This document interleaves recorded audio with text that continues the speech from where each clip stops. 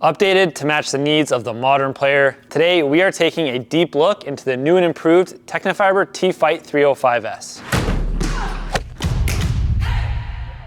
For anyone familiar with the past version of the 305S, this is not the same frame. Renamed from the T-Fight 305 to the 305S, Tecnifibre has tweaked the 305S for the modern game while keeping to the DNA that made the 305 such a unique frame. For anyone confused as to what the S stands for in the new T-Fight range, it stands for sharp, as in control. You can also think of it as the head size, as all the S frames in the T-Fight lineup have a smaller 98 square inch head size. The weight, head size, and string pattern of the 305S in particular remain unchanged at 305 grams, 98 square inches, and an 18 by 19 string pattern, but the balance and weight distribution have been changed drastically. For starters, the balance has been shifted approximately 3 points more head light, from about 7 points unstrung to closer to 10 points unstrung. Crucially, the swing weight has been lowered by about 20 points, from approximately 335 down to closer to 315. Our demo was pretty much right on spec, sitting at 314. Now, why make such a drastic change?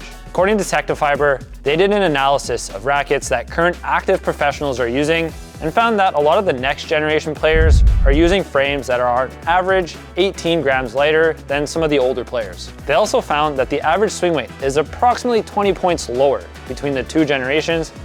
So basically, Tecnifibre has found out that the game is getting faster and players are prioritizing frames that are more maneuverable and increase swing speeds so that they can react faster and generate some pace and spin with higher swing speeds. This sounds nice in theory, and it is, so let's put it to the test on the court.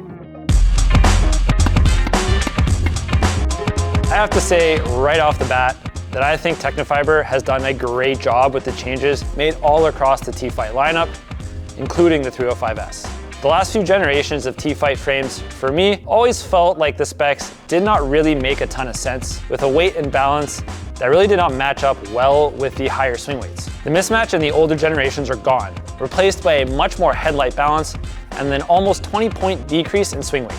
Now, the specs on the 305S make a ton of sense. At 305 grams unstrung and nearly 10 points headlight balance, you would expect it to be really nice and maneuverable with an innate faster swing speed. And this is exactly what you get. This racket is so easy to swing that you might be worried that it might lack in either stability or that it's a little harder to generate some depth, but you'd be wrong. Even with that drop in swing weight, there is no lack of stability or forgiveness, and I would actually argue that the slightly stiffer RS section in this version of the 305S actually makes the sweet spot feel larger than in the previous generation 305. Off the ground, I found a lot to love and very little that I would change. Yes, it is easy to generate swing speed, and yes, it is very maneuverable, but with the 18 by 19 string pattern and the slightly smaller 98 square inch head size, control is also very easily found. I was able to quite easily control direction and shot shape, especially off my backhand wing. For me personally, I would like it to have a slightly higher swing weight, maybe right around 320, as that would help me a little bit more off my forehand wing, but I absolutely loved my backhand with this frame as is. I found that I could get a little bit ahead of myself off that forehand side because of the lower swing weight, but off the backhand, there was no problem at all. The extra maneuverability and the tighter string pattern gave me all the confidence that I really needed to really be a bit more creative actually off my backhand side. One shot that did surprise me though was how good it felt to hit a slice. I generally struggle to hit a really solid slice with frames that have a lower swing weight, but honestly, I don't think I've hit my backhand slice better in a long time than I did with this frame. I could really feel myself knifing through the ball, and I didn't find that I was kind of popping up my slices as much as usual. Overall, from the back of the court, this is actually one of my favorite frames that I've tested recently. At net, this theme of maneuverability along with stability continues. Volleys are honestly a dream with the 305S. All the control to put the ball where you want, along with all the stability and the maneuverability to help you handle faster reaction volleys when you need it. Serves are where I did struggle a bit with the 305S. The maneuverability and that low swing weight can definitely help with generating spin and pace on serve, but I found it lacked a little bit of pop here for me. It's also almost a little bit too easy to maneuver, and I found that I kind of was losing the racket head sometimes on serve in particular. If I had a little more time with the frame, I'm sure I could get used to it, but in the few sessions that I've used this frame, I still haven't quite fully adjusted.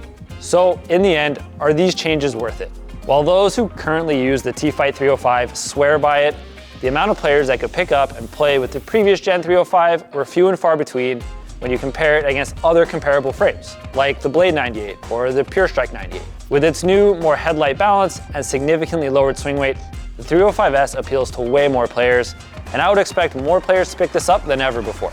Thanks everyone for watching. If you have any questions about the Tecnifibre T-Fight 305S, or have suggestions of things that you want us to take a look at, let us know down in the comments. And don't forget to hit that like and subscribe buttons to keep up with all our latest content. As always, the Tecnifibre T-Fight 305S is available in-store and online at our Racquet Guys website. Thanks again, and we'll see you next time.